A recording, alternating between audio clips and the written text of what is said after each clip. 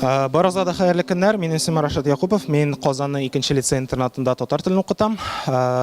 Бик кызык вакыт дәвамында укытмасам да, инде Аллаһка шөкер, шактый кызыклы һәм нәтиҗәле тәҗрибәбез бар.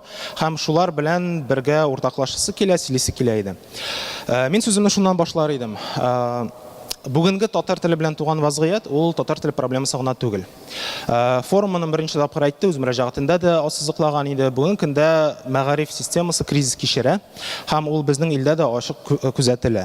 Әйтик, без теләсә кайсы фәннән ягы тапшырмаган 11 сыйныф баласын тартып чыгарабыз икән, һәм аның белемнәрен тикшерәбез икән, әлбәттә ки, аның белемнәре 100% булмаячак. Һәм шуңа бәйле дә бары тик татар телендә генә гаип күрү бу очракта дөрес түгел. Ләкин әлбәттә ки, татар телен укытуны мөмкин кадәр камилләштерергә кирәк. Без бу өлкәдә мөмкин кадәр күбрәк эшләргә тиешбез. Һәм дә шуңа күрә безгә бәлки бу очракта хәтта башка фәннәргә караганда да истинрәк булырга кирәк. Сезнең игътибарыгызны Кен Робинсон исемле кешегә юнәлтәсем килә. Ул дөнья күләм танылган коуч, ул гомумән мәгариф системасына багышланган бик кызыклы чыгышлар ясый. Әгәр сезгә кызыклы икән, аны интернетта кертеп, сез аның китапларын да таба аласыз. Шул ук вакытта видеолары да бар. Мәсәлән, ул турыдан туры бүгенге гомумән дөньяда таралган мәгариф системасының хәзерге заманга туры килмәвен һәм аны камилләштерергә кирәклеген бик оста һәм яхшы итеп аңлата. Әгәр аны бу тема кызыклы икән, рәхим итеп аның хезмәтләренә мөрәҗәгать итә аласыз. Без исә татар теленә күчик. Татар телен укытуда иң әһәмиятле мәсьәлә булып шәхсән мин, без бүген бары тик рус телле төркемнәр турында сөйләшәчәкбез. Ул беренче чиратта балаларны кызыктыру һәм балаларны телгә яраттыру дип саныйбыз. Бу өлкәдә нәрсә аңларга кирәк? Инглиз теленнән дә остарак үз телләрен укытучы халык юктыр. Һәм моны белән бәхәсләшеп була, ләкин минем шәхси карашым шул. Чөнки алар инде ничә гасыр буе үз телләрен бөтен дөньяга өйрәтә. Ел сайын инглиз телендә ничә дәреслек, ничә яңа методика, әсбаб, әллә күпме китап чыга, шулай бит. Шуңа күрә инглиз теленнән дә югарырак бу дәрәҗәгә ирешкән халык юктыр. Шуңа күрә миңа калса безгә бу очракта ниндидер велосипедны уйлап табасы түгел. Безгә ниндидер үзебезнең яңа методикларын уйлап табу кирәкми. Безгә бары тик дөньяның иң яхшы тәҗрибәсенә генә мөрәҗәгать итәргә кирәк. Бу инглиз теле. Һәм шуңа бәйле мин бүген сөйләшәк әйберләрдә һәм гомумән сезнең игътибарыгызны шуңа юнәлтәсем килә. Без күбрәк нәкъ менә инглиз телендә булган бик уңышлы үрнәкләргә, мисалларга күз салык, аларга мөрәҗәгать иттек. Һәм бу юнәлештә эшебезне алып барыйк. Мисал өчен методикага килгәндә, хәзер теге бөтен кеше методист булып китте бит соңгы арада, татар телен шулай укытырга кирәк дип комментарийларда бөтен кеше өйрәтеп утыра. Чынбарлыкта уйлап карасан, дөньяда иң зур уңышка ирешкән методика ул чит телне укытуда коммуникатив методика. Аның кагыйдәләре бар, аны университетларда укыталар, аны бөтен кеше белә. Ул бик зур төрле кызыклы ысуллар, уеннар, үзенчәлекләр туплаган система. Һәм шуны без дә үзебездә куллана башлаганда, ул яхшы нәтиҗәләр бирә. Һәм тәҗрибә шуны да күрсәтә. Мәсәлән, алга таба мин сәлам дәреслеге турында да сөйләячәкмен. Ул да нәкъ менә шуңа нигезләнә һәм үз нәтиҗәсен бирә. Һәм шуңа күрә мин сөйләячәк әйберләр дә нигездә шуңа барып тоташа. Димәк, беренче чиратта әйдәгез татар теле дәресендә нәрсәләр кирәк дигән темага фикер алышык. Мәсәлән, минемчә иң беренче чиратта тел дәресенең һәм гомумән һәр дәресенең максаты ул беренче чиратта ул фәнгә, ул телгә өйрәтү түгел. Иң беренче максат ул телгә мәхәббәт тудыру, кызыктыру, яраттыру. Чөнки бала телне яратмыйча өйрәнә икән, ул аны барыбер киләчәктә кулланмаячак, аны негативы калачак. Мин элекке семинарларда һәрвакыт сөйләп килә идем, берничә ел элек булган хәл бу, хәзер тикшереп караганым юк. Мәсәлән, бер тапкыр мин Twitterда татарский язык дип кертеп караганмын. Бу берничә ел элек булган вазгыять. Һәм чыккан нәтиҗәләрнең күпчелеге ул укучыларның татар теленә негатив карашлары белән комментарийлары иде. Һәм ул искиткеч начар иде. Чөнки күз алдына китереп булмый. Анда укучылар сижу на уроке татарского дип кроссворд ишеп утыралар, үзләре русча мисал өчен, яки анда нидер уен уйнап утыралар. Ой, татарский опять скука дигән әйберләр әйтеп язып утыралар. Бу менә кызганчак шундый вазгыять. Димәк, балаларның менә телгә ниндидер кызыктыру элементы юк, алар аны яратмый булып чыга. Әгәр дә бала аны ярата икән, әлбәттә ки ул аны хәтта аңа телне өйрәтеп бетермәсәң дә, ул аны ярата икән, ул аны үзе өйрәнеп бетерәчәк, ул үзе китапларын эзләячәк, ул үзе бу тел белән кызыксыначак. Һәм шунысы бик әһәмиятле. Танылган инглиз методисты Джереми Хармер фикеренчә, иң беренче кызыксындыруны нәрсә тудыра? Ул укытучы образы. Шуңа күрә мәсәлән шул ук инглиз теле методикасында бик еш кына укытучы шәхесе турында сүз йөртәләр. Укытучы нинди булырга тиеш. Мәсәлән, без татар телен заманча, кызыклы, матур тел булып күрергә телибез икән, димәк безнең укытучылар да шул стандартка туры килергә тиеш. Димәк, бала укытучыга карап, ул шул телне, ул шул фәнне ярата башлый дигән сүз. Һәм монда бик гади инструкция. Димәк, балада укытучыга мәхәббәт туа, шуннан соң дәрескә, шуннан соң инде телне дә ярата башлый, шул телдә сөйләшә башлый, аны инде позитив кабул итә. Давам иткәндә ул аралашу темасы.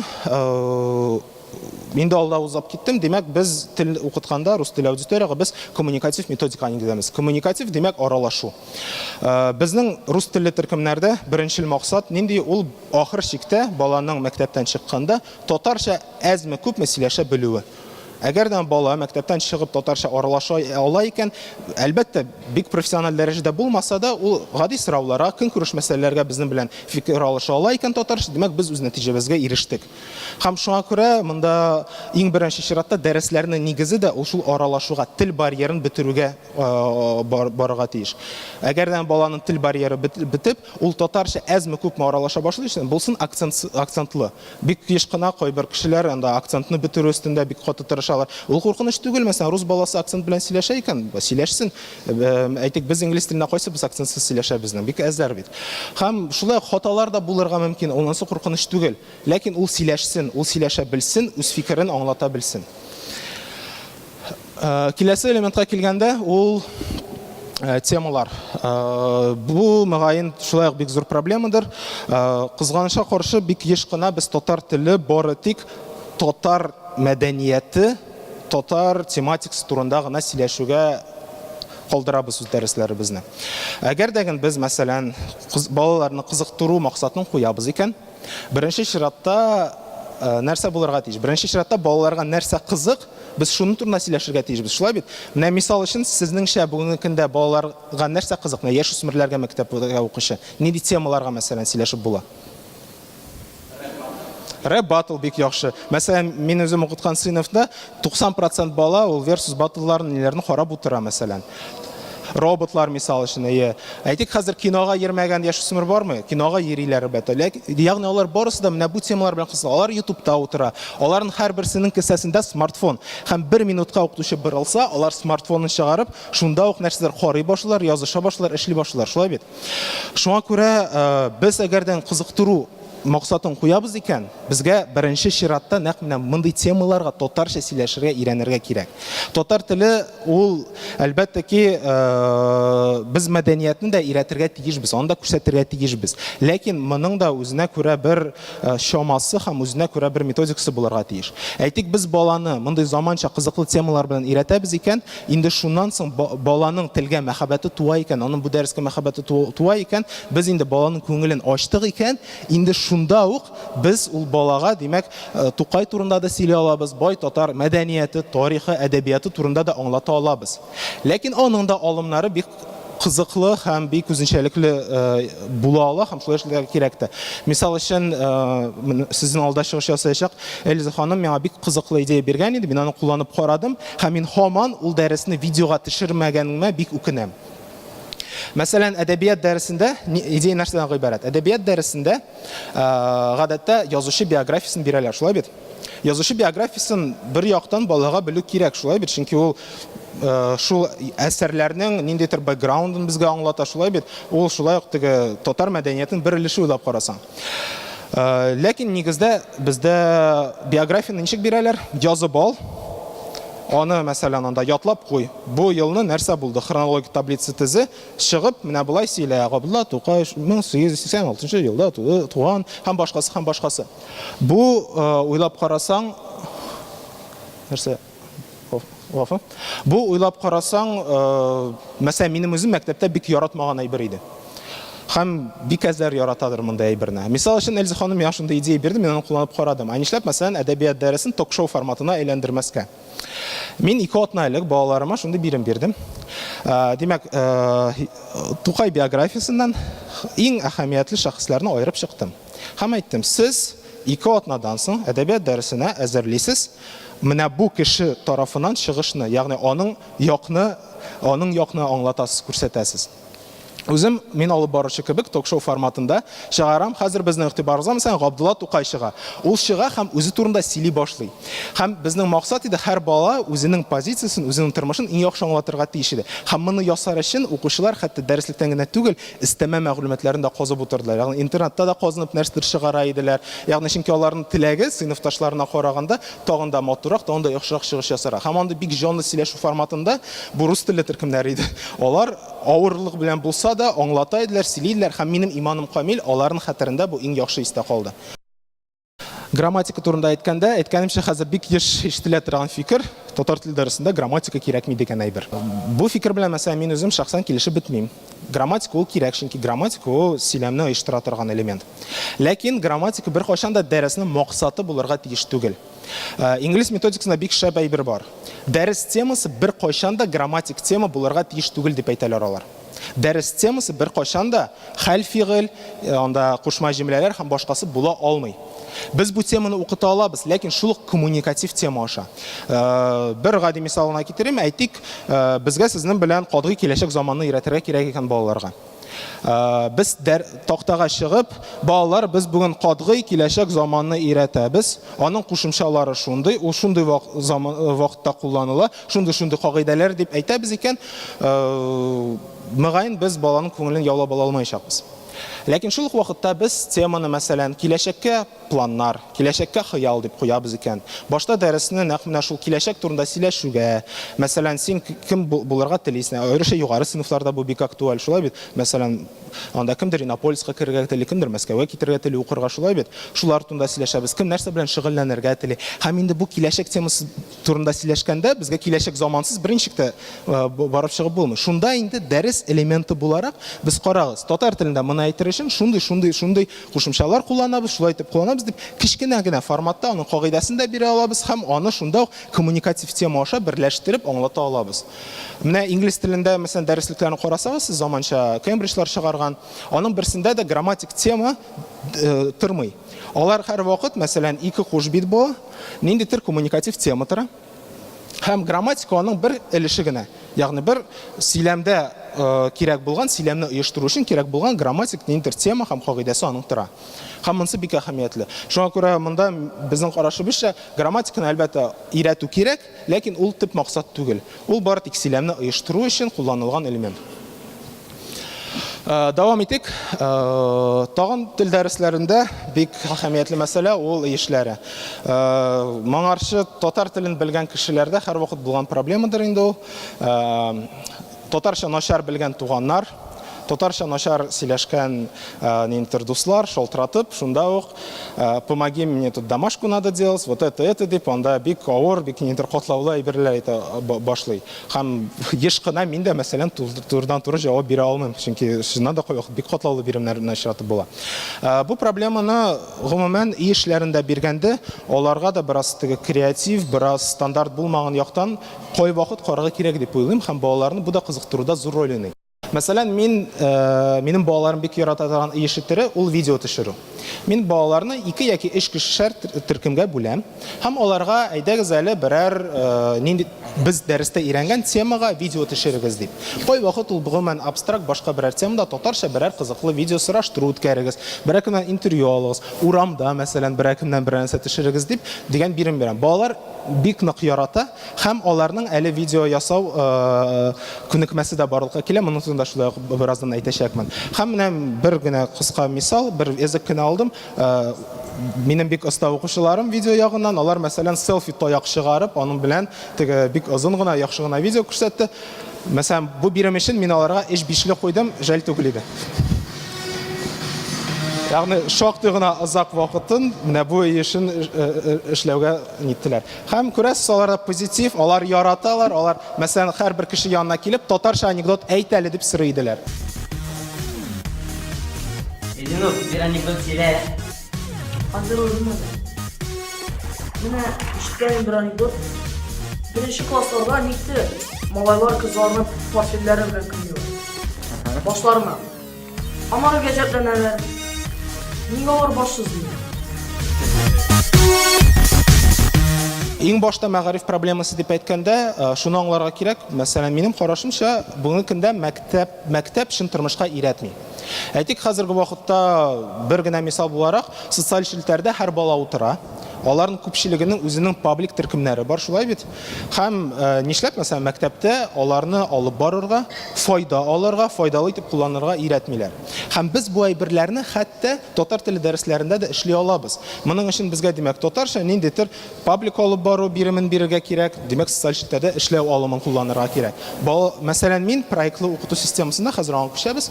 Бик тә кызыклы, мәсәлән, балалар үз сайтларын да ачтылар. Мәсәлән, Җиһан проекты турында ишеткән бар икән, аны минем укучыларым ясады. Алар сайтта ясады, пабликта ясый һәм хәзерге вакытта уңышлы гына алып баралар. Һәм шулай итеп алар фактик рәвештә татар теленнән тыш әле СММщиклар булып киттеләр дә. Безгә гомумән менә бу мета-предметлылыкны татар теленең бер истәнлеге булып кулланып була. Ягъни без бары тик татар теленә генә түгел, без шулай ук татар телендә нәрсәдер эшләп баланы истәмән итер күнекмәләргә әзерли алабыз, аларны тормышка әзерли алабыз.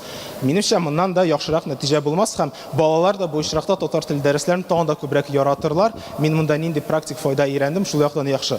Моның бер дәлиле, мәсәлән, мин хәзер вакытта 11нче сыйныфларда тәрбияче, алар хәзер Иннополис мәктәбенә бер 5 бала кирергә тели. Без алар белән 5 ел дәвамында ясаган проектларны алар портфолио ярдәмендә күрсәттеләр. Иннополиска, мәсәлән, һәм шунда ук, мәсәлән, берничә кушымта ясадылар минем балалар смартфон өчен приложение, шулай берничә сайт ачтылар. Һәм шуларны күрсәтеп, бу алар өчен нинди зур файда, нинди зур плюс булып китте инде. Хәзер моның турында әйтәбез, тирәнрәк күчик. Димәк, проектлы укыту системасы ул бала белән һәм дәрестән тыш вакытта нинди дә булса күрә алган, тотып алып булган проектны булдыру дигән сүз. Менә сез иң башта татарча теге ихтыяҗ тудыру турында әйттегез. Мисал өчен проблема шул, мәсәлән, инглиз телен өйрәтәбез икән, мин инглиз телендә вакыт укытам, инглиз телен укытырга проблема юк. Балаларда мотивация бар, алар аңлар инглиз телен кирәклеген. Инглиз телендә миллион төрле ресурс бар, миллион төрле продукт бар, ансы проблема түгел. Мәсәлән, мин инглиз телендә истәлүен сатып алам да, кай вакыт дәрестә, кай вакыт дәрестән тыш истәлүен уйныйбыз да, инде теге китә, аралашу китә, инде балалар инглизчә нәрсәләр сөйли, инде процессы китә. Мәсәлән, мин татар теленнән нишләдем? Мин балаларыма укыта башлаганда ук әйттем. Менә сезнеңчә татар телендә нәрсә җитми, нинди продукт сезгә кирәк иде? Сез яраткан, сез куллана алган әйбер. Шунда ук аларның идеялары китте. Мәсәлән, кемдер анда YouTube-ны бик каты ярата, менә мин бер кызыклы блог карар идем дип әйтә. Кемдер мисал өчен анда, менә мин истәлүне яратам, мин истәлүнен, мәсәлән, уйнар идем татарча. Кемдер әйтә, мәсәлән, менә мин үлеп Counter Strike уйнын яратам, мин Counter Strike-ны татарча уйнар идем. Әйтәм, яхшы, әйдәс, аны татарча эшлик. Һәм без чыннан да, мәсәлән, менә бу минем егетләр, әлегә видеода булган, алар 8нче сыйныфта укыганда, без алар белән Counter Strike уйнын татар теленә тәрҗемә иттек. Ул авыр түгел икән. Чыннан да аны теге бераз техникасын бераз өйрәнеп карасаң, эшләп була. Һәм аларның күңелләре, гафуитсез күңелләре күкәй салды. Чөнки чыннан да шул кадәр кызык булды аларга, ул процессы да, чөнки процесста алар бит бу сүзләрне тәрҗемә иттеләр. Үзләре сүзлекләрдә актарындылар. Укытучы бу эшчәктә бары тик фасилитатор, ягъни юл күрсәтүче генә. Мин аларга менә моны эшлә дип әйтмим. Мин бары тик күзәтеп торам, хаталары бар икән, аларны төзәтәм, булайрак эшлә дип генә юл күрсәтергә тырышам. Һәм чыннан да шул кадәр кызыклы итеп алар моны башкардылар. Нинди тагын проектлар ясаган турында соңрак әйтим. Иң мөһиме, без бу проектларны бер татарча проектлар элемтәсе дигән чара үткәрәбез лицейбездә. Бу елны кызганычка каршы вакыт тыгызлыгы аркасында моны башкара алмыйбыз без. Элек үткәрәйдек, бәлки арагызда безгә кунакка килгән кешеләр дә бардыр. Әйтәгез, мәсәлән, безнең менә бу ярминкә ничек узганын карабалык. Гафу, бер мөһим момент кына әйтеп үтим. Димәк, проектлы укытуда иң мөһиме моны күргәнез бардыр. Мөгаен, бу Эдгар Дейлның конусы дип атала торган әйбер, ягъни бу балалар гына калмый, бөтен кешеләр мәгълүматны ничек үзләштерә. Әйтик, нәрсәдер укый икән, гадәттә 10% шамасы гына истә кала. Әйтик, нәрсәдер тыңлый икән, 20% шамасы истә кала.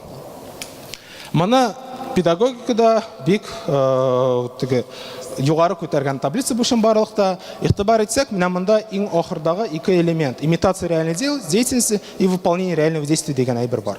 Ягъни, иң яхшы 90% мәгълүмат ул нәрсәдер эшләгәндә барлыкка килә. Бала үзе нәрсәдер тотып эшләгәндә. Һәм менә бу проектлы укыту нәкъ шуңа да барып тоташа. Ягъни бала үзе татарчага нәрсәдер тәрҗемә итеп, нәрсәдер булдырып, ниндидер продукт булдыра һәм тәрҗемә иткән сүзләрнең бөтен эшләгән әйбернең мәгълүматның 90% шамасын истә калдыра. Һәм бу минемчә иң югары нәтиҗә. Әйдәгез, мәсәлән, безнең лицейда бу ярминканы ничек узганын карап алыйк.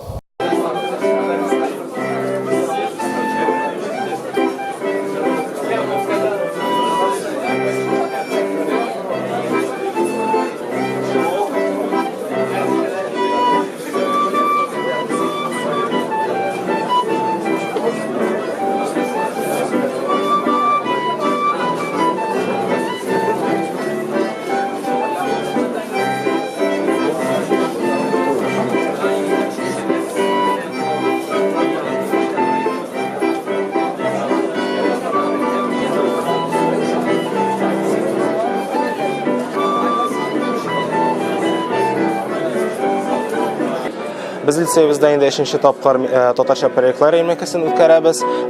Ел дәвамында без укучылар белән кызыклы яңа проектларны булдырабыз һәм инде аларны биредә укучылар белән бергә тәкъдим итәбез. Проектлар максаты шул: татар теле кулланышын мөмкин кадәр арттыру, мөмкин кадәр инде татар телендә кызыклы яңа продуктлар, контент булдыру. Һәм инде укучылар кызыксынып бу эшкә керешә, кызыксынып бу эшләрне эшли һәм дә инде биредә тәкъдим итә.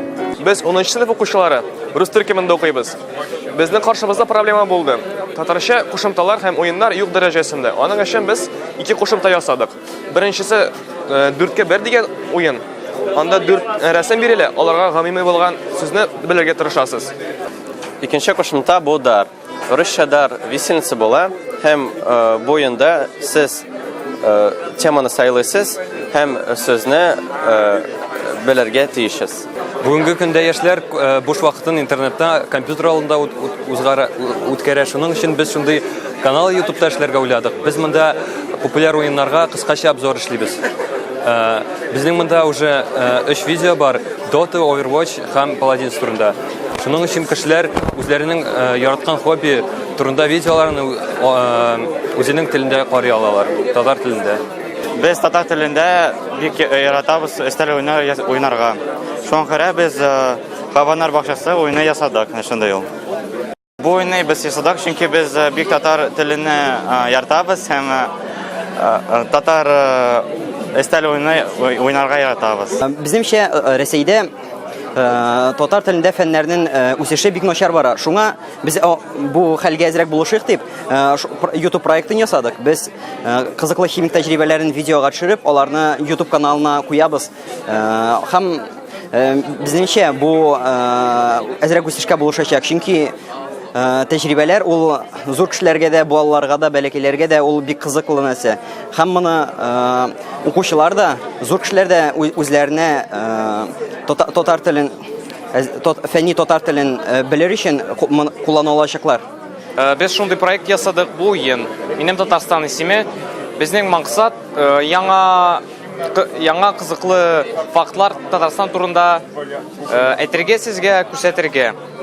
Менә без карточкалар бар, сораулар белән һәм 5 тема. Сез шакмакны аласыз, ыргытасыз һәм адым аласыз.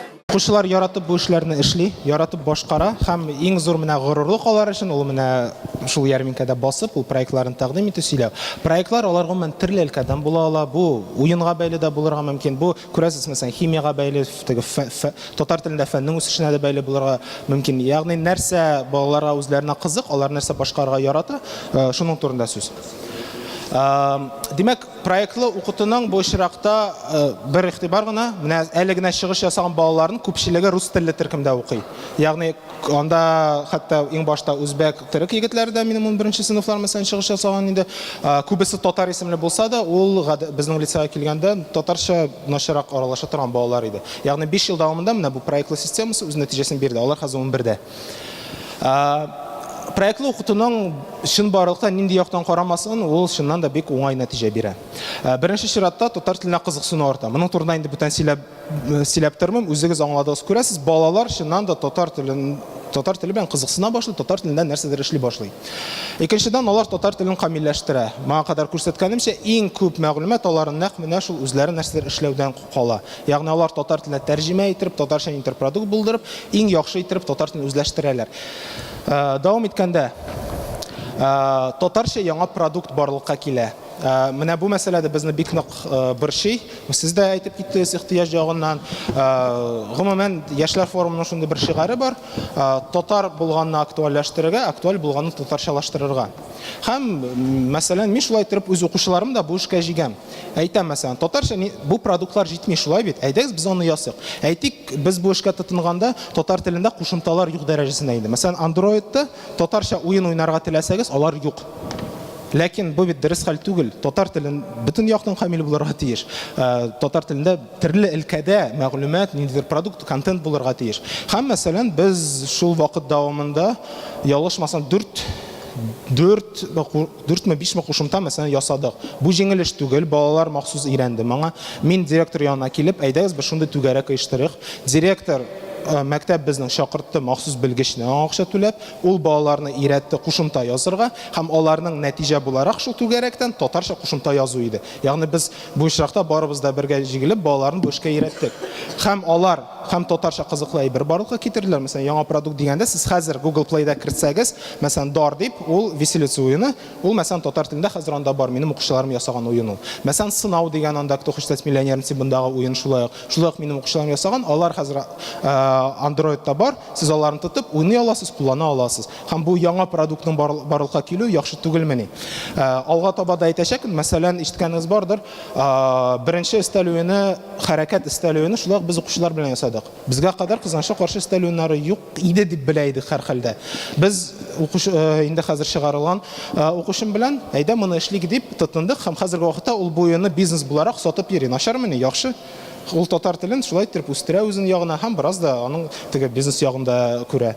Ул яктан яңа продуктның барлыкка килү гомумән безнең тел үсешенә кертә алган өлешебез. Һәм без бу эшкә укучыларыбызны да җигә алабыз икән, хәтта рус тел милләтенә карамастан теләсә кайсы укучыны без бу эшкә җигә алабыз, алар моны яратып эшли һәм алар моның белән горурлана. 4нче пункт буларак ул укучыларда өстәмә күнекмәләр булдыру. Бу шул әйткән әйберем, ягъни укучы нәрсә генә эшләмәсен, ул нәрсәдер ниндидер программада эшли шулай бит. Мәсәлән, видео ясый икән, видеоблог ясый икән, димәк ул видео монтажга өйрәнә. Киләчәктә кирәк булачак бит аңа бу күнекмә шулай бит. Хәзер видеосыз, мәсәлән, чыгыш ясап булмый. Бер каяда теге каягына барсаң да сиңа видео бер әзерләргә кирәк мисал өчен шулай бит. Мәсәлән, кемдер анда кушымта язырга өйрәнә икән, әлбәттә ки бу аның өчен зур плюс булачак киләчәктә. Һәм хәтта аерым алганда, мәсәлән, 5нче аерым дип алдым мин аны чыгыш ясау усталыгы. Мәсәлән, күп кенә мәктәптә моңа өйрәтмиләр. Бу бит дөрес түгел. Бала, мәсәлән, чыгып, ул теләсә кайсы аудитория алдында ниндидер кирәкле продуктын рекламлый белергә тиеш шулай бит. Университетка киткәч аның проектлары бар, аларны якларга кирәк, аңлатырга кирәк. Булар барысы да бик кирәкле һәм бу күнекмәләрсез гомумән теге заманча кешенең тормышын күзаллап та булмый. Һәм, мәсәлән, алар күрәсез, ярминкәдә алар басып торалар. Аларның яннарына төрле кешеләр килә. Без гадәттә әти-әниләрен дә чакырабыз, төрле бу өлкә белән кызыксынган укытучыларны да, методистларны барысын да чакырып алабыз. Балалар басып тора, чит ят кешеләргә үз проектларын яклый. Бу нигә кирәк? Мин моны нигә эшләдем? Бу татар теленә нинди файда бирә дип татар телендә аңлатырга тырышалар. Рус теле укучылар да шул исәптән. Һәм минемчә моннан да яхшырак нәтиҗә юктыр бу очракта.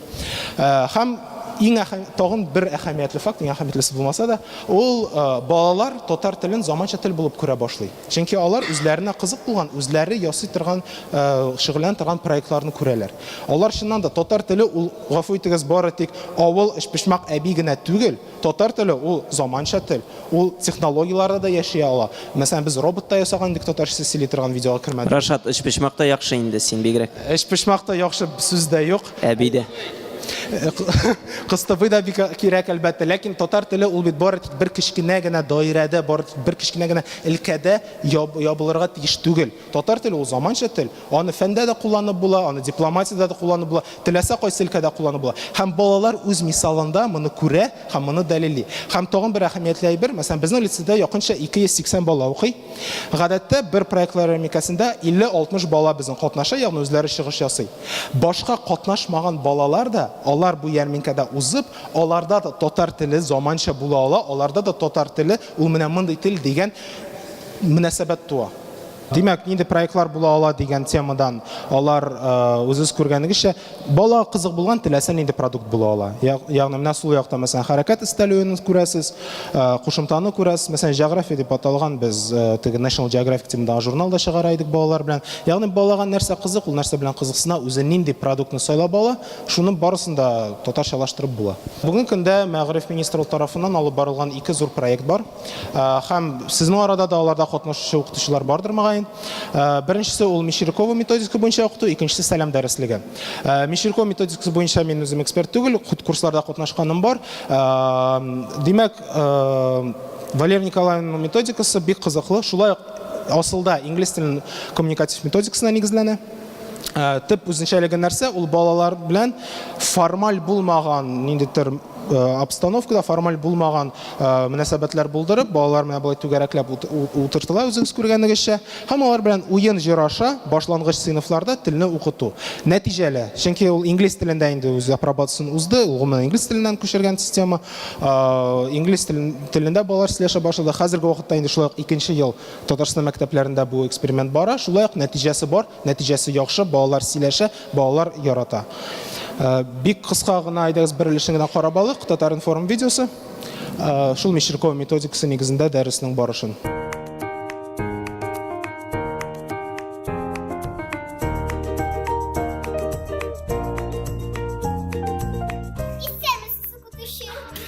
Исәнмесез. Ты, наверное, татарка?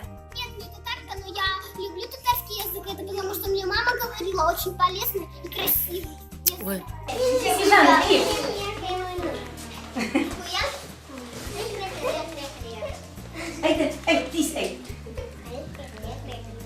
Bir azın yılan tügel, bir kerpek tügel, bir ateş tügel, bir kev.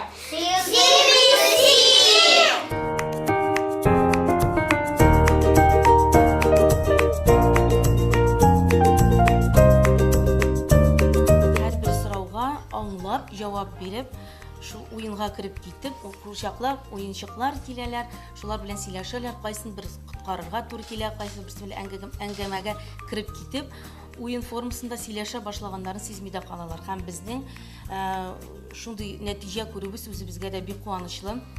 Әйдә, сана. 1, 2, 3, 4, 5, 6, 7, 8, 9, 10. Менә бу методика буенча без әңгәмә булганда балалар курыкмыйча җавап бирәләр.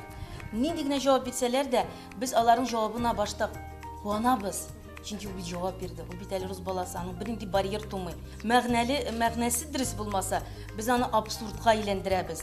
Һәм аңлатабыз. Татар телендә ул аның дөрес әйтмәгән үзе аңлап анасын, юк, ул анасын дөрес җавабын әйтә. Әйе, шул вакытта аларга дәрескә керергә куркыныч түгел, аларга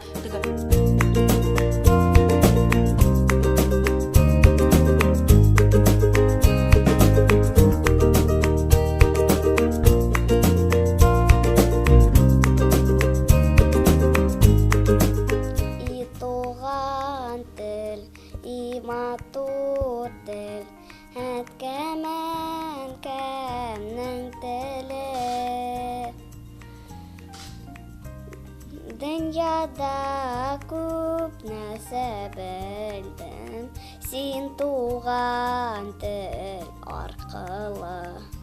Рус балаларына татар телен өйрәтүдә әгәр дә эш дөрес итеп оештырылса, әти-әниләрдән канәгатьсез булган кешеләр булмас дип уйлыйм мин.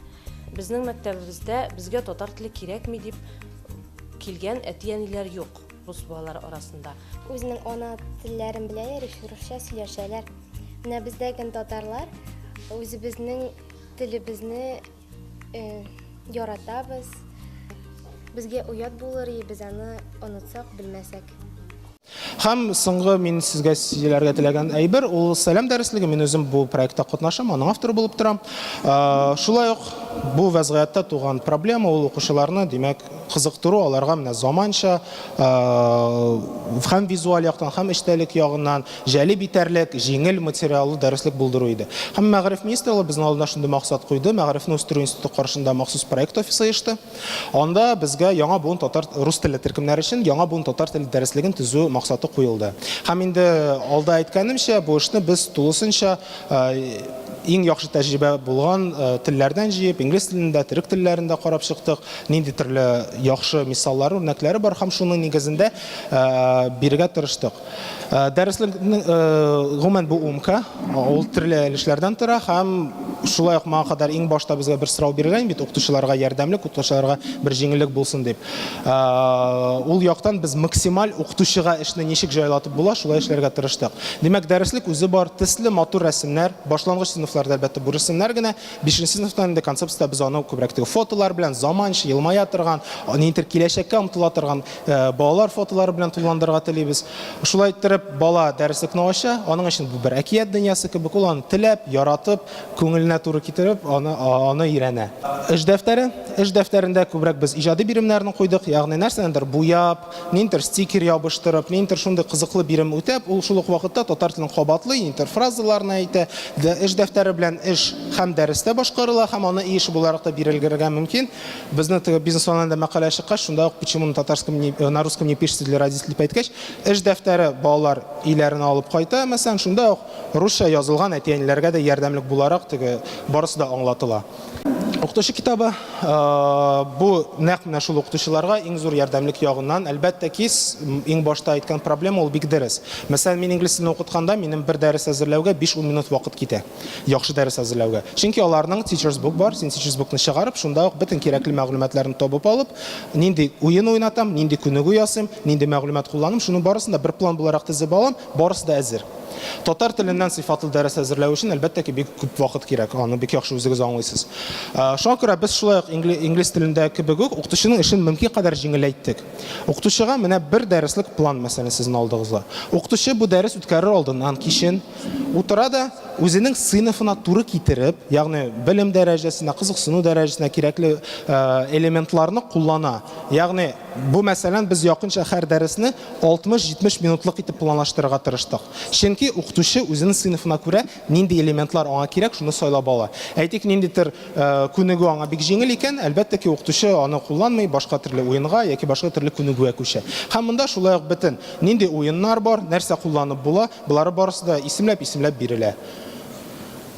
Укытучыга минемчә монда да җиңелрәк эш юктыр. Сайт без барысында шулай ук электрон форматта сайтка да урнаштырдык. Аудиоларны шулай ук бик җиңел генә укытучыга ярдәм була, бик җиңел шуннан да кулланып була.